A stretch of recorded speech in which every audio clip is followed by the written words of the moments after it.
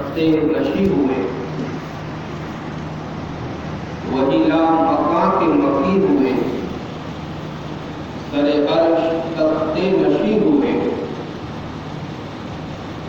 وہ نبی ہے جن کے ہیں یہ مقام،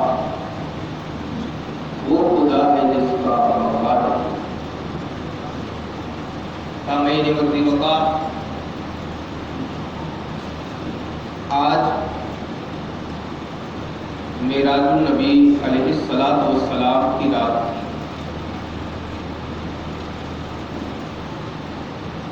وہ رات جس رات میں رحمت للعالمین خالق کائنات کے خاص قرب میں تشریف لے گئے، جس رات میں اللہ کے نبی نے اپنے رب کا دیدار کیا،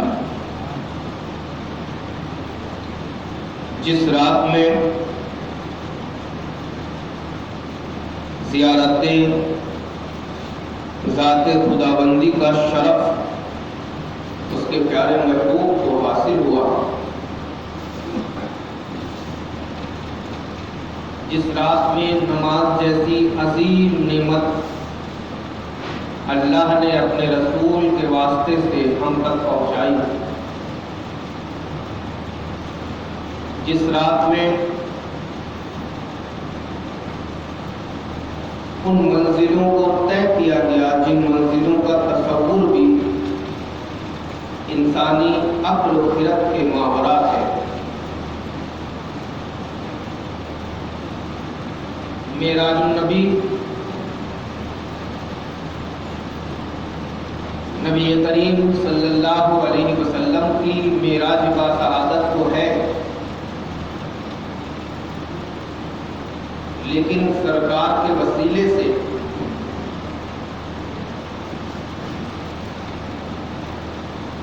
نماز کے وسیلے سے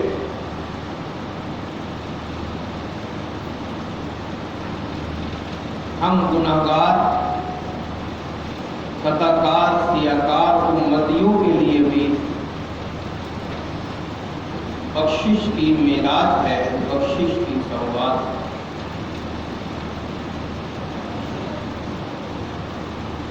27 رجب المرجب کو انسانی تاریخ کا وہ محیر العقول واقعہ پیش آیا،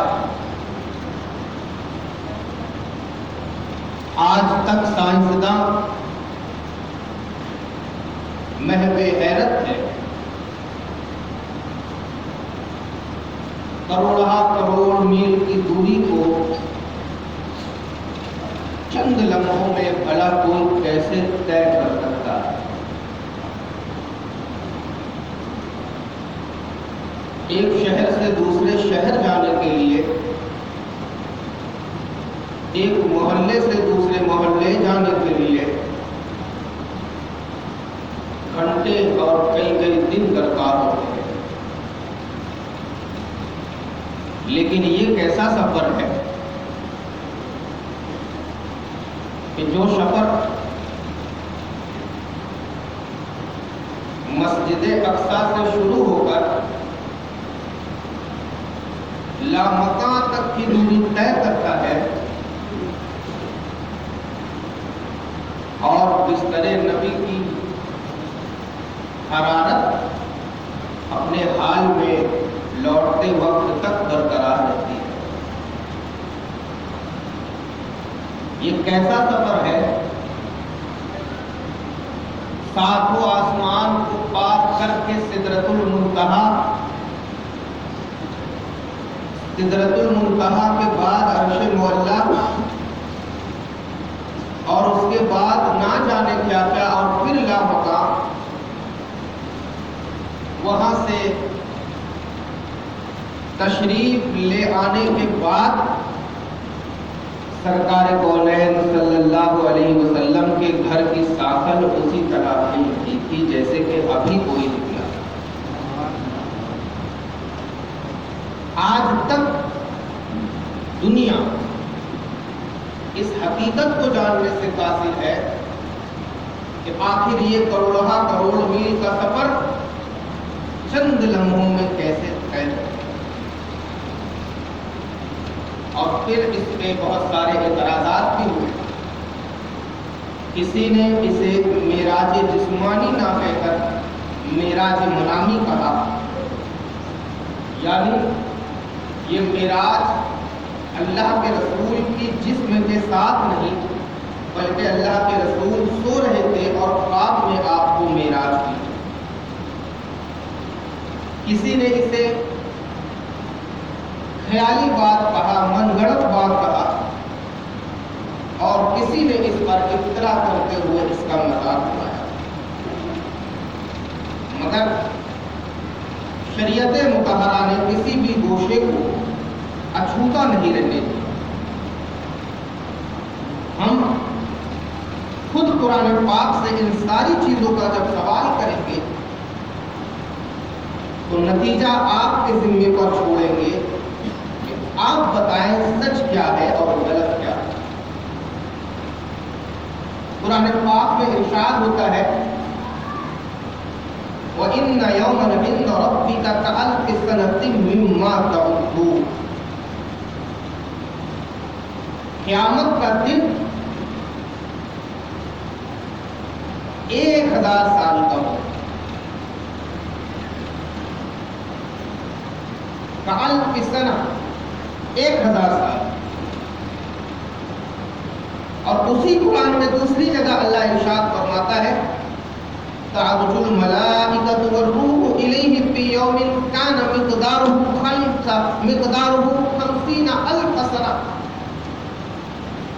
قیامت کا دن 50,000 سال کا. اسی قرآن میں ایک جگہ 1000 سال کا دن کہا گیا اور اسی قرآن میں ایک جگہ 50,000 سنہ 50,000 سال کا دن کہا گیا. اور حدیث کریمہ میں جب ہم دیکھتے ہیں تو ہم نے بارہا بتایا کہ اچھے لوگ اس دن کو ایسا شمار کریں گے جیسے کہ بجلی چمکی اور ختم ہو. کچھ لوگوں کے لیے وہ دن ایسا ہوگا جیسے کہ ظہر کی 4 رکعت نماز پڑھنے کے لیے کوئی کھڑا ہوا اور 4 رکعت نماز پوری کیا کہ وہ دن ختم ہو گیا. 4 رکعت ظہر کی فرض نماز، سنت نفل واجب نہیں، کیونکہ سنت نفل واجب میں 2 رکعت کے بعد بھی سورہ فاتحہ کے بعد قرات پڑھنی پڑتی ہے اور اس میں وقت زیادہ لگے گا. بلکہ روایتوں میں آیا کہ 4 رکعت فرض نماز کوئی پڑھ لے، یعنی 2 رکعت میں تو قرات پڑھتے ہیں، اس کے بعد کی 2 رکعت میں صرف سورہ فاتحہ کی مقدار کھڑا رہنا پڑے گا اور قیامت کا دن اچھے لوگوں کے لیے ایسے گزر جائے گا مانو کہ وہ صرف 4 رکعت فرض نماز ادا کر رہا ہے. تو کسی کے لیے وہی دن 50,000 سال کا اور کسی کے لیے وہی دن 1000 سال کا. اور اچھے لوگوں کے لیے وہی دن مانو کہ 4 رکعت فرض نماز پڑھا ہے اور وہ دن ختم ہو گیا. تو جب ایک دن اللہ تبارک و تعالی کسی کے لیے 50,000 سال کا کر دے، کسی کے لیے 1000 سال کا کر دے اور اچھے لوگوں کے لیے ایسا کر دے کہ 4 رکعت نماز پڑھے اور وہ دن ختم ہو گیا، تو جس کے لیے اللہ نے کائنات سجائی ہو، آسمان کا سورج جس کے لیے بلند کیا ہو، زمین کا بچھونا جس کے لیے بچھایا ہو، اس نبی کے لیے اللہ تبارک و تعالی ساری کائنات کو روک کر کے اپنے قرب خاص میں بلاتا ہے. جہاں زمین رکتی ہے وہیں رک جاتی ہے، جہاں آسمان ٹھہرتا ہے وہیں ٹھہر جاتا ہے. جبریل کو حکم ہوتا ہے اپنے کاموں کو روک دو، میکائیل کو حکم ہوتا ہے اپنے کاموں کو روک دو،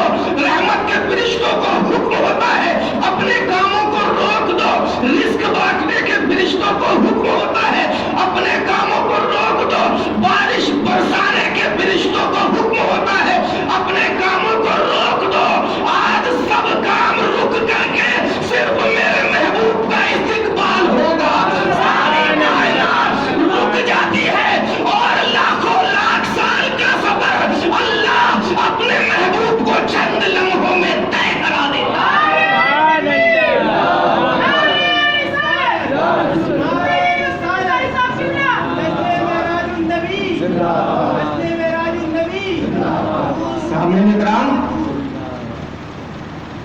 بات بالکل اتھینٹک ہو گئی کہ جس دن کو اللہ 50,000 سال کا کسی کے لیے کر دے، کسی کے لیے 1,000 سال کا کر دے، اور کسی کے لیے 4 رکعت نماز پڑھنے کے برابر کر دے، اس اپنے محبوب کے لیے جس کے لیے ساری کائنات کو سجا دیا، وہ جو نہ ہو تو کچھ نہ ہو، وہ جو نہ تھے تو کچھ نہ تھا، جان ہے وہ جہان کی، جان ہے تو جہان ہے، اس نبی کو اپنے قرب خاص میں بلانا ہو تو پھر والا وقت کیسے آگے بڑھ سکتا ہے؟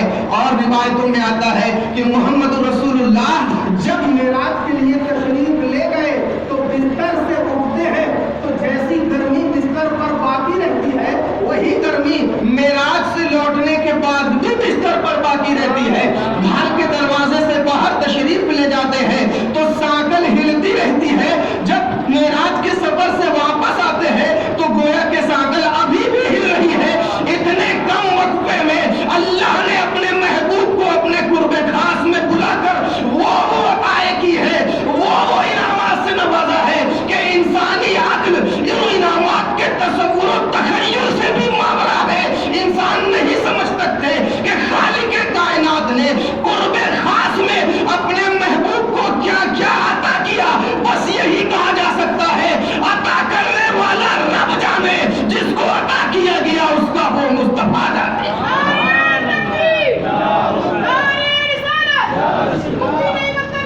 پھر ایک بات اور، میرے نام کا نعرہ مت لگایا کرو، نعرہ لگایا کرو علماء اہل سنت کا زندہ باد۔ ہماری کیا اوقات ہے، ہم تو ان بزرگوں کے قدموں کی دھول بھی ہیں۔ نعرہ لگا ہوا مسجد اقصی رضا زندہ باد، علماء اہل سنت زندہ باد، امام احمد رضا زندہ باد، برہان ملت زندہ باد۔ ایک مرتبہ درود پاک۔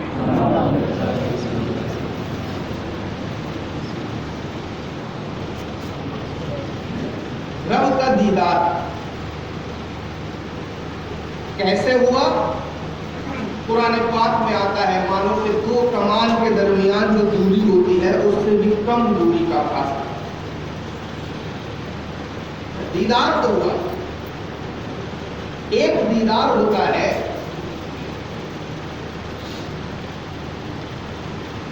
طلب کر کے کرنا، اور ایک دیدار ہوتا ہے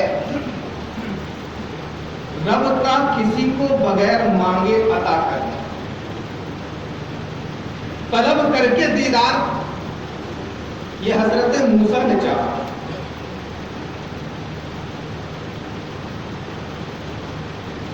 طلب کر کے دیدار کلیم اللہ موسیٰ نے چاہا،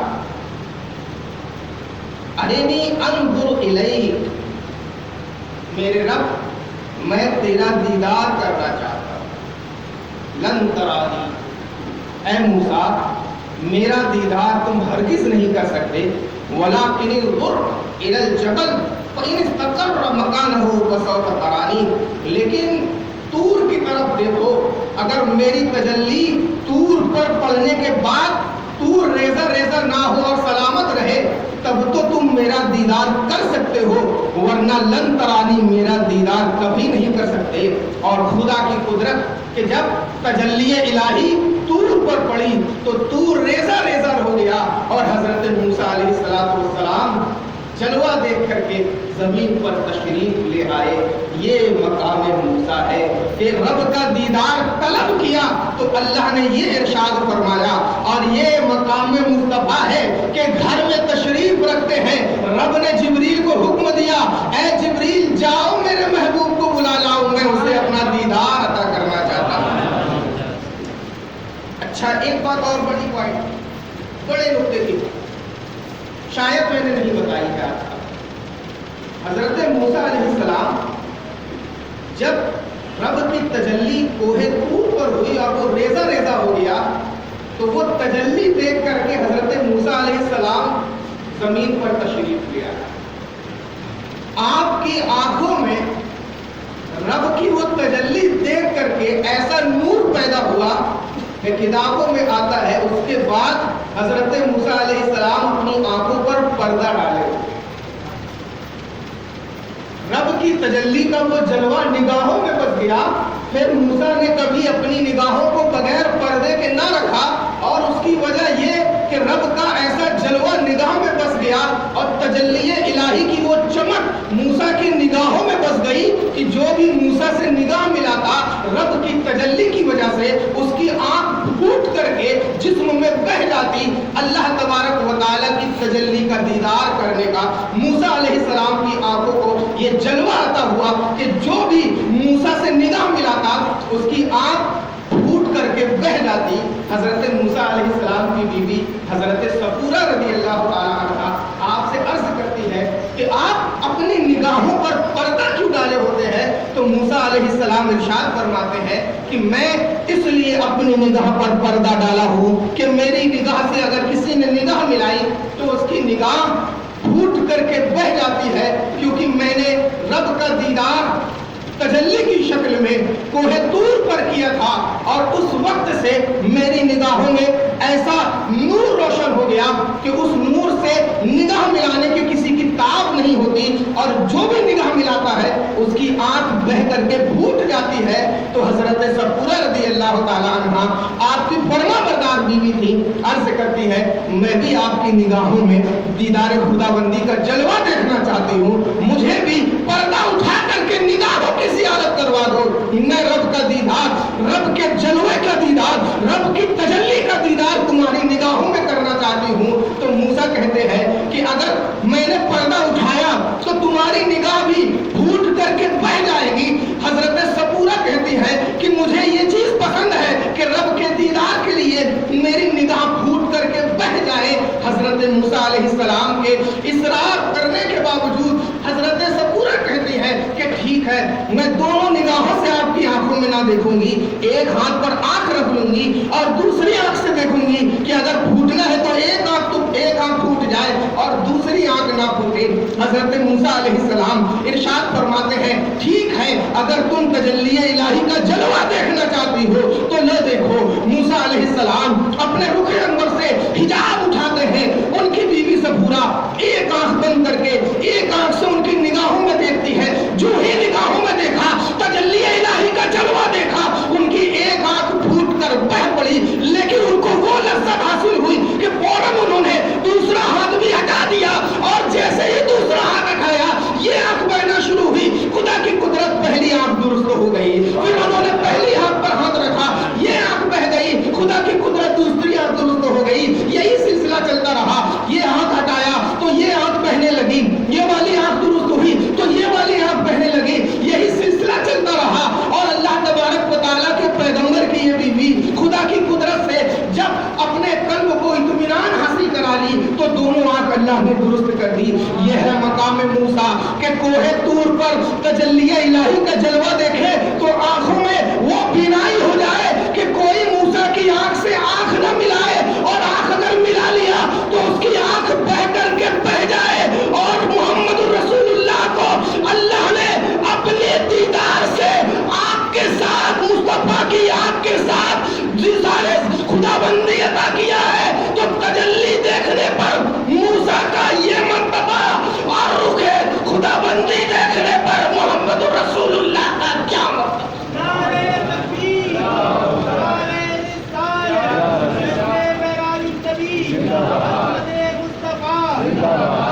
रुखे मुस्तफा देखने, रुखे खुदाबंदी देखने पर मुस्तफा प्यारे की निगाहों का क्या कमाल हुआ। ये कमाल हुआ कि बैठे हैं मदीना में खबर दे रहे हैं मक्का की, ये कमाल हुआ कि बैठे हैं अपने घर में और खबर दे रहे हैं जंग में कौन हार रहा है कौन जीत रहा है। ये कमाल हुआ कि जंग बदर में बता दिया यहाँ पर रुतबा मरेगा, यहाँ पर शैबा मरेगा। खुदा का दीदार करने से मुस्तफा प्यारे की आंखों का ये कमाल हुआ कि बता दिया कौन जन्नत में जाएगा कौन जहन्नम में जाएगा। खुदा का दीदार करने से मुस्तफा प्यारे की आंखों में वो कमाल पैदा हुआ कि बता दिया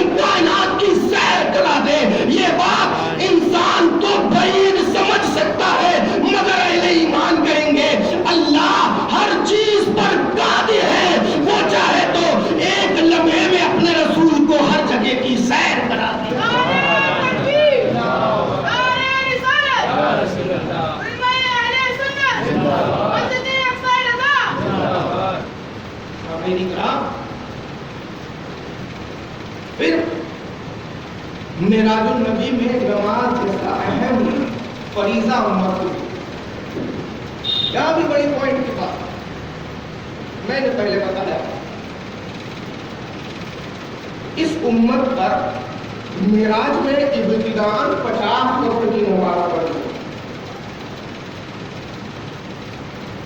چھٹویں آسمان پر حضرت موسیٰ علیہ السلام سے پیغمبر اسلام کی ملاقات، وہاں سے نکلے 7ویں آسمان پر حضرت ابراہیم علیہ السلام سے محمد رسول اللہ کی ملاقات، وہاں سے آگے بڑھے سدرۃ المنتہا پر جبریل امین نے ساتھ چھوڑ دیا، یا رسول اللہ میں آپ کے ساتھ اب آگے نہیں جا سکتا۔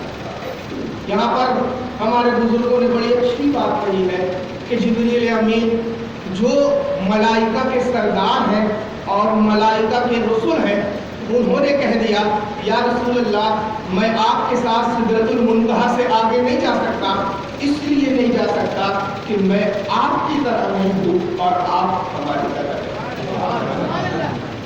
میں آپ کی طرح نہیں اس لیے آپ کے ساتھ آگے نہیں جا سکتا اور آپ ہماری طرح نہیں اس لیے آپ یہاں نہیں رک سکتے، بلکہ آپ کا مقام تو وہ ہے جس مقام کو ہم لامکاں کہتے ہیں، آپ کی جگہ تو وہ ہے جو جگہ اصل میں جگہ ہی نہیں ہے، جو جگہ آپ کو خدا عطا کرے اس جگہ پر آپ کا مقام ہے، یہ حضرت جبریل امین نے فرمایا۔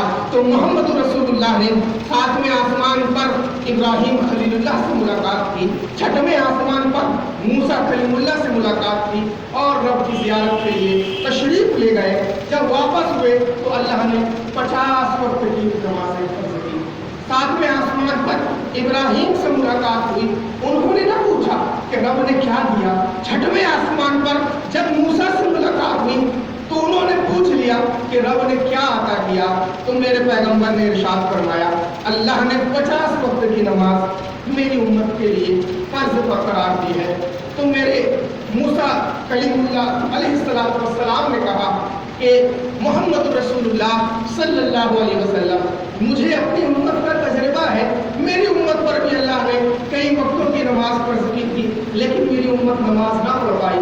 50 وقت کی نماز تو بہت ہوتی ہے، آپ رب کی بارگاہ میں جائیں اور نماز میں آسانی کرائیں، تخفیف کرائیں۔ تو اللہ کے رسول صلی اللہ علیہ وسلم پھر خدا کی بارگاہ میں گئے، وہاں سے 50 سے 45 ہوئی، پھر واپس آئے، پھر موسیٰ سے ملاقات ہوئی، پھر وہی سوال، پھر وہی جواب۔ موسیٰ نے کہا کہ 45 وقت کی نماز بھی آپ کی امت نہیں پڑھ پائے گی، بہت گھنا گزرے گا، پھر تشریف لے جائیں۔ محمد رسول اللہ تشریف لے گئے، واپس آئے، 5 وقت کی نماز ہوئی اور گھٹ گئی، پھر وہی سوال، پھر وہی جواب، پھر تشریف لے گئے، پھر واپس آئے تو 35 بچی، پھر وہی سوال، پھر وہی جواب، پھر تشریف لے گئے، پھر واپس آئے تو 30 بچی۔ ایسے ہی کر کر کے آخری میں جب 5 وقت کی نماز باقی رہ گئی تو موسیٰ علیہ السلام نے پھر یہی کہا کہ آپ کی امت یہ بھی نہیں کر پائے گی، پھر آپ تشریف لے جائیں۔ لیکن اللہ کے رسول نے ارشاد فرمایا کہ اب مجھے 5 سے کم کرانے میں حیا محسوس ہوتی ہے، اب میں اللہ کی بارگاہ میں حیا محسوس کرتا ہوں اور میں یہ نہیں کر پاؤں گا۔ تو 5 وقت کی نماز محمد رسول اللہ علیہ السلام اپنی امت کے لیے معراج سے بطور تحفہ لے کر کے آئے۔ یہ تو سب کو پتا ہے، لیکن بتانے کی بات یہ ہے کہ 7ویں آسمان پر ابراہیم خلیل اللہ تھے، 6ویں آسمان پر موسیٰ کلیم اللہ تھے اور واپسی میں پہلا 7واں آسمان پڑھا۔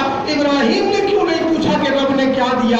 6ویں آسمان پر جب موسیٰ سے ملاقات ہوئی تو موسیٰ ہی نے کیوں پوچھا کہ رب نے کیا انعام دیا؟ مفسرین نے بڑی پیاری بات کہی ہے اور اسی آیت کریمہ سے کہا ہے کہ جب موسیٰ نے رب کے دیدار کی بات کہی تھی تو اللہ نے فرمایا تھا پہلے کوہ طور پر دیکھ لو، اگر کوہ طور ٹھہر جائے میری تجلی کے بعد تو تم مجھے دیکھ سکتے ہو۔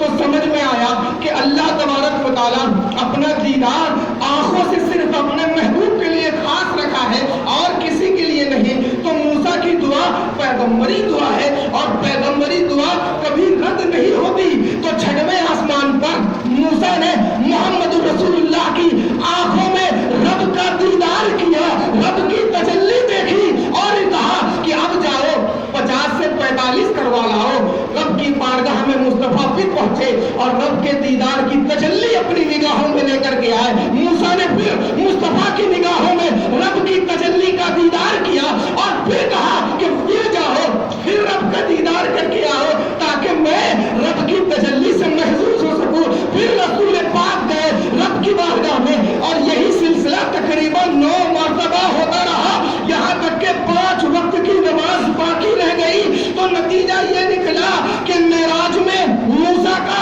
رب کی بارگاہ میں اپنے محبوب رب کے محبوب کو بھیجنا کہ نماز میں تخفیف کر لاؤ. اس کا امت مسلمہ پر 2 احسان ہے. ایک تو یہ کہ ہم پر 50 وقت کی جگہ 5 وقت کی نماز باقی رہی اور دوسرا یہ کہ مصطفیٰ کی آنکھوں میں موسیٰ نے رب کا دیدار کیا اور موسیٰ کی دعا جو کوہ طور پر پوری نہ ہوئی محمد رسول اللہ کے صدقے وہ دعا پوری ہوئی. نعرہ تکبیر، نعرہ رسالت، علماء اہل سنت. پھر ایک بات اور کہ اللہ تبارک و تعالیٰ ارشاد فرماتا ہے لا مبدل بکلمات اللہ. اللہ کے کلام میں کوئی تبدیلی کر نہیں سکتا. جو اللہ کا کلام ہو گیا زمین ٹل جائے زماں ٹل جائے خدا کا کلام کبھی نہ ٹلے. تو 50 وقت کی نماز خدا کا کلام 5 وقت کی نماز خدا کا کلام اور رب فرمائے کہ میرا کلام کبھی ٹلتا نہیں. تو شارحین بیان کرتے ہیں کہ اللہ ارشاد فرماتا ہے من جاء بالحسنہ فلہ عشر امثالہا. جس نے ایک نیکی کی اس کو 10 گنا ثواب ملے. تو گویا کہ 50 کی جگہ امت محمدیہ کو 5 وقت کی نماز بھی ملی تو نماز پڑھے گی امت محمد 5 وقت کی ثواب پائے گی 50 وقت کی. من جاء بالحسنہ فلہ عشر امثالہا. جو ایک نیکی لے کر کے آئے 10 کا بدلہ پائے. ایک وقت کی نماز لائے 10 وقت کا بدلہ پائے. یہ اپنے رب کی عطا ہے اور یہ ہے فلسفہ معراج. معراج ہر نبی ایک معجزے کے ساتھ پیدا ہوا اور سفر معراج یہ کئی معجزات کا جامع ہے. کئی معجزات مثلا چند لمحوں میں کروڑا کروڑ میل کی دوری طے کرنا. جنت کی سیر کرنا دوسرا. جہنم کی وادیاں دیکھنا تیسرا معجزہ. ہر نبی سے ملاقات کرنا چوتھا معجزہ. اور امامت انبیاء کا شرف کسی کو حاصل نہیں ہوا. محمد رسول اللہ کا تمام نبیوں کی امامت کرنا یہ ایک معجزہ. اور یاد رکھیے آپ انہی نبیوں میں حضرت آدم بھی ہے جو محمد رسول اللہ کے باپ ہیں.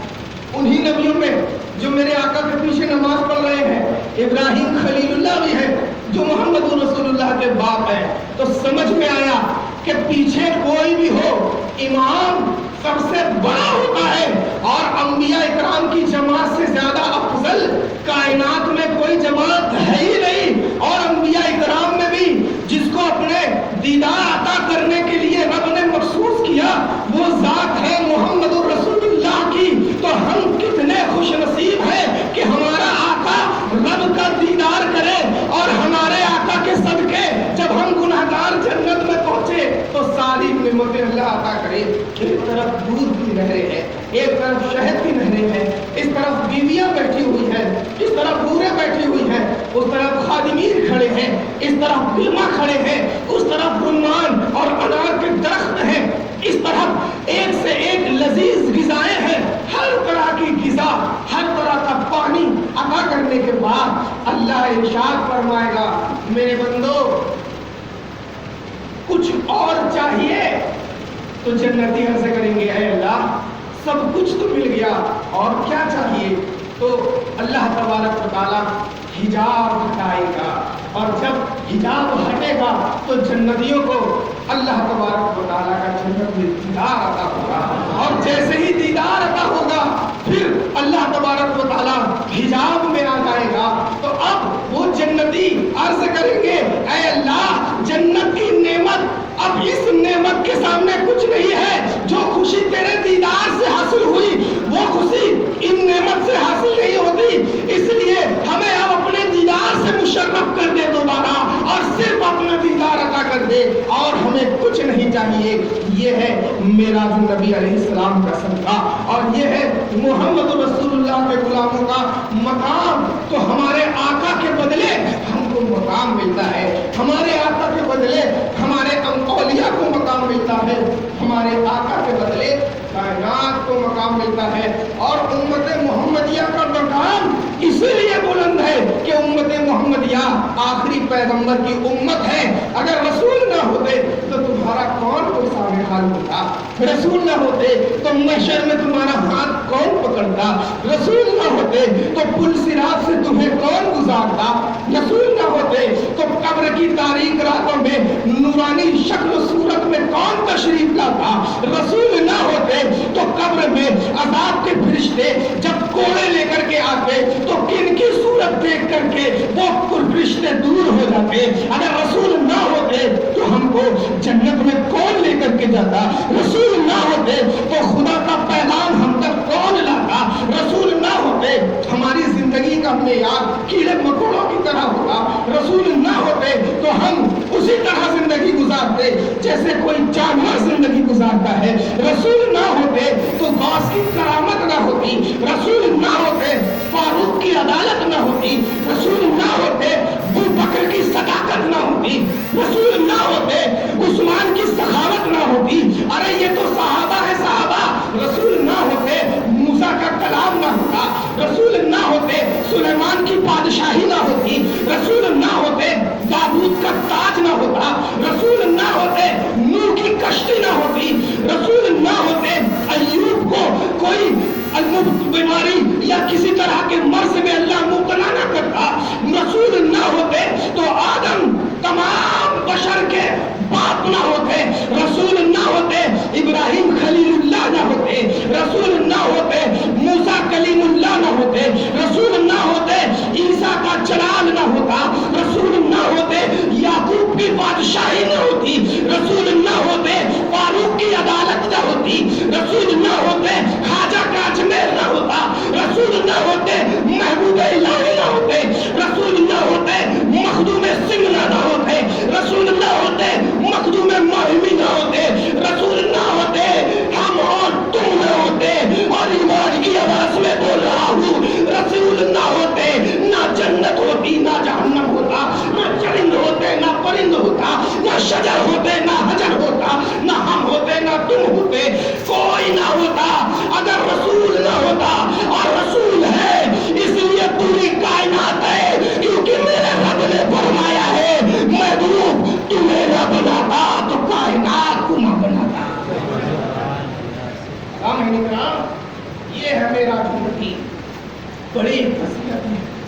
अपने बच्चों को मेराजुन नबी की फजीलत बताएं, अपने बच्चों को ये बताएं कि 27 शब मेराज जो 27वीं शब है रजब की, उसकी फजीलत क्या है, उसका मकाम क्या है, ताकि आपके बच्चे ऐसे इस लड़की की तरह सोए नहीं कि इमाम हकड़ हकड़ थक गया और वो बेचारा झपकी मार रहा है। ऐसा ना करें, बल्कि अपने बच्चों को दीन की बात बताएं।